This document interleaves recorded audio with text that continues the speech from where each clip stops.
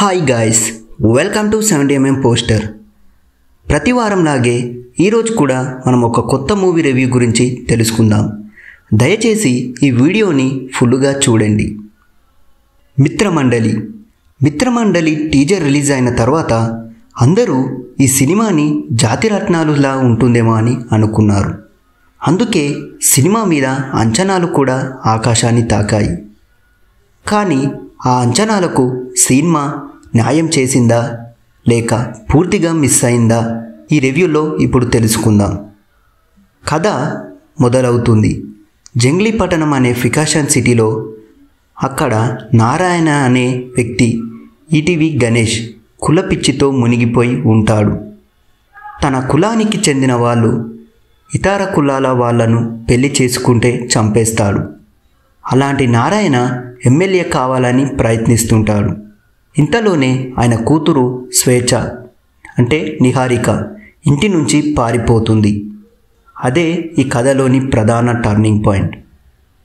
కూతురు పారిపోవడం వెనుక ఉన్న రహస్యం ఏంటి? దానికి నలుగురు వేరే వేరే క్యారెక్టర్లు అంటే చైతన్య, అభయ్, సాత్విక్, రాజీవ్ కారణమంటారా?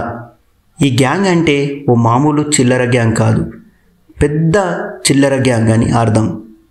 రోజు మొత్తానికి పని లేకుండా తిరిగి సాయంత్రం మందేసి చిందులు వేయడమే వీరి పని.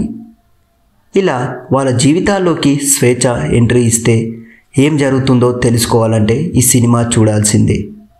ఇప్పుడు ఈ సినిమా ఎలా ఉంది అంటే, కామెడీ చిత్రాలకి కథతో పెద్ద సంబంధం ఉండదు. నవ్వులు పూయిస్తే చాలు, ప్రేక్షకులు బాగానే ఎంజాయ్ చేస్తారు. కానీ మిత్రమండలిలో మాత్రం నవ్వులు కూడా పూయించకపోయినా కథ కొత్తగా అనిపించలేదు. జాతిరత్నాలు లాంటి ఎనర్జీ లేకపోయినా కాస్త స్మార్ట్ రైటింగ్ ఉంటే వర్కౌట్ అయ్యేది. కానీ ఇక్కడ ప్రతి సీన్ అతిగా అనిపిస్తుంది.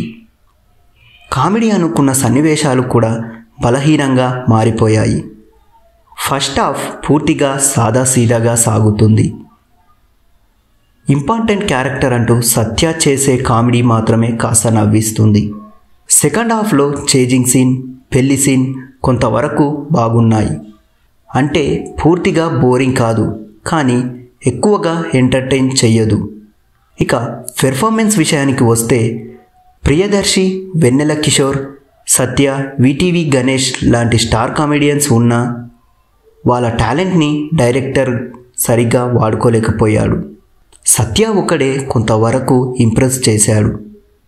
నిహారిక తన రోల్కి తగినంత చేసింది.